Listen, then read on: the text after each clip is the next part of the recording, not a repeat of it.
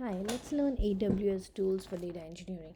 I've worked as a data engineer for 15 years and I recently also worked on AWS. I mostly worked on GCP, but I'm going to talk about my experience on AWS tools and what it was like and what I have used.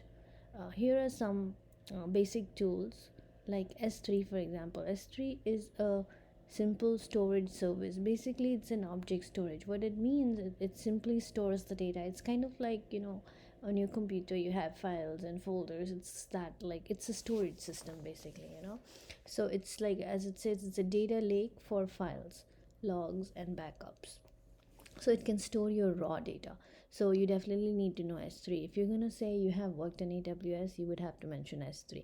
You would have to mention Athena too. What is Athena? Athena is basically a quick analysis ad hoc querying system on S3. So the way it works is you have data on S3 and then you need to query the data, right? Athena is kind of like a query engine that it's kind of like a web UI engine that you can go and write select SQLs, right? Like select statements and stuff like that, referencing those S3 file paths. So that's important to know. You need to know Glue and Glue data catalog. Glue and Glue data catalog is very important for building data pipelines. So it's basically a serverless ETL service. I will show you an example of what a glue pipeline looks like. Then you also might have worked on Redshift. Redshift is a data warehouse, okay? It's a columnar storage SQL database. And so Redshift is different from RDS, by the way. So Redshift is column based. It's a SQL engine, columnar storage. It's used for big data, big analytic queries. So you might use Redshift, so the way it works is you might have data in S3.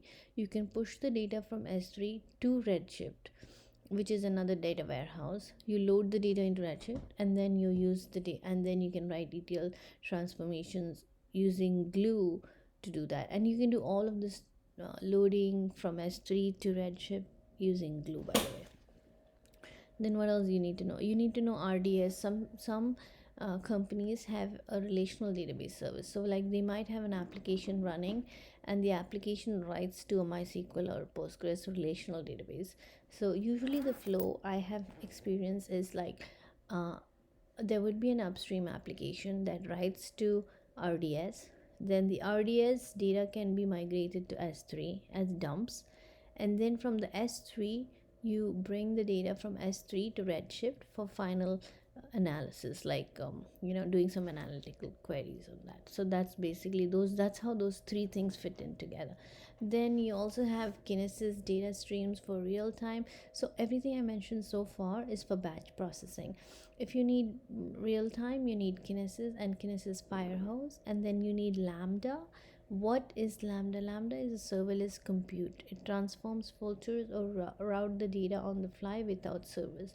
Lambda is like small code triggers. Actually, Lambda is like small Lambda functions you can write that says, like, for example, if you want to move data from S3 to Redshift or trigger something, that's where you use Lambda. Then you have step functions. Step functions are used to orchestrate the multiple AWS services together. You basically it's kind of very similar to step functions is very similar to glue jobs, but glue jobs are like they have a full orchestration, and this is step is also like orchestration, so they're kind of similar, and I'll go more into the details of that. Then there's CloudWatch, that is for monitoring and logging. There's identity and access management, IAMs. Then there is EMR, the Elastic MapReduce, is just the managed Hadoop and Spark cluster. Then you have SageMaker, which is the build, train, and deploy machine learning models. But I think those are the most important ones. Like if you were to work as a data engineer on AWS, the main things you need to know is Athena, S3, Glue data catalog, Redshift, and RDS. And then if you are working on real-time data, you might do Kinesis, Lambda, and step functions. So yeah, and the rest of it is more like operationals or machine learning stuff. So yeah, I hope you find this video helpful.